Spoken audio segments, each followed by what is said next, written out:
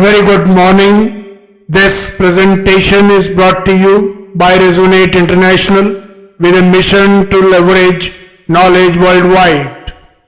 The topic being covered is Where Earth Touches Eternity, the silent wisdom of mountains.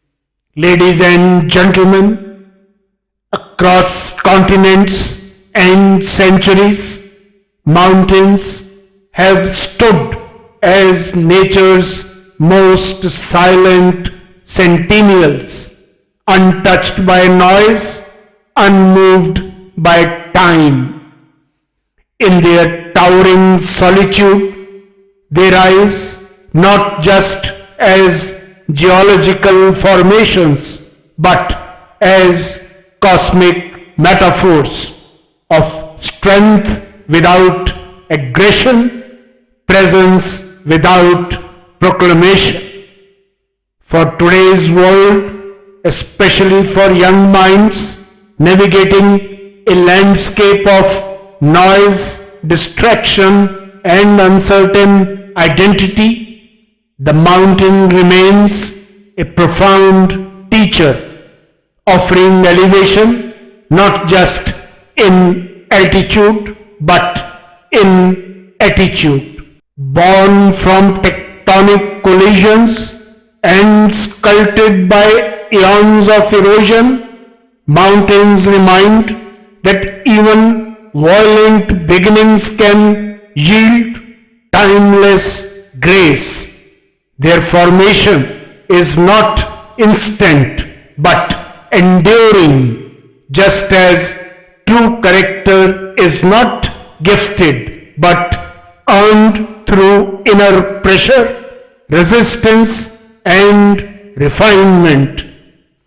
Across the globe, mountains have long been revered. The Andes cradle ancient Incan wisdom.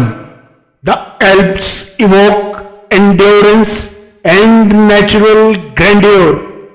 Japan's Mount Fuji is more than a volcanic cone. It is a national symbol of harmony and renewal. And in the Indian subcontinent, Mount Kailash stands not only as a geographical marvel, but as the mythic abode of Lord Shiva and Goddess Parvati, a cosmic axis where earthly aspiration meets divine stillness. Climbing it is forbidden not by law but by reverence. Its sacredness transcends conquest.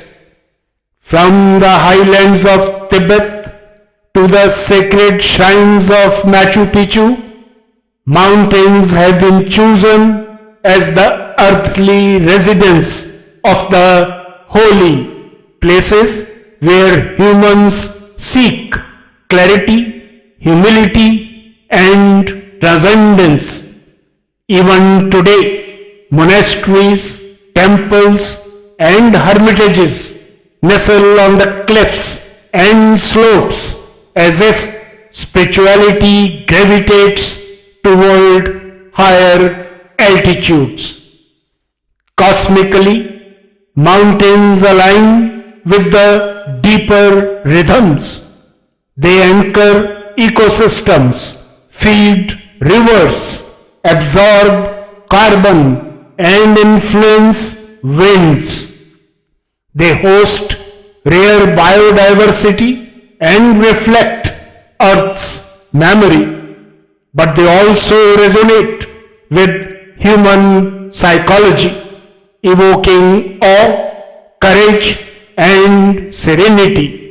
For ancient seers and saints, mountains were natural sanctuaries of solitude and introspection. For the modern seeker, they remain gateways not just to scenic views but to inner vision. What's the way forward?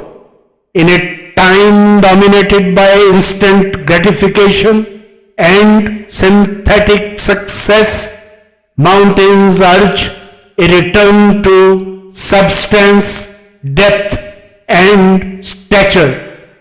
For young individuals, they offer 5 eternal teachings. First, stand grounded, rise purposefully. Second, be still yet transformative. Third, embrace silence to hear your truest voice. Fourth, respect your own peak, climbed through effort, not comparison. Fifth, nurture strength that is physical, emotional, intellectual, and spiritual.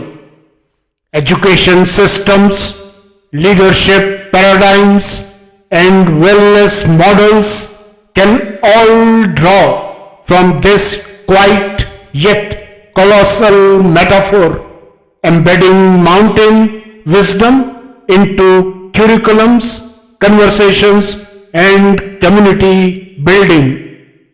In conclusion, ladies and gentlemen, mountains teach not by instruction but by immersion. They don't declare greatness, they are greatness. To behold them is to be invited into timelessness. As Lord Krishna profoundly declares in the Bhagavad Gita, among the immovables, I am the Himalayas, expressing how the divine manifests as the most steadfast and sublime.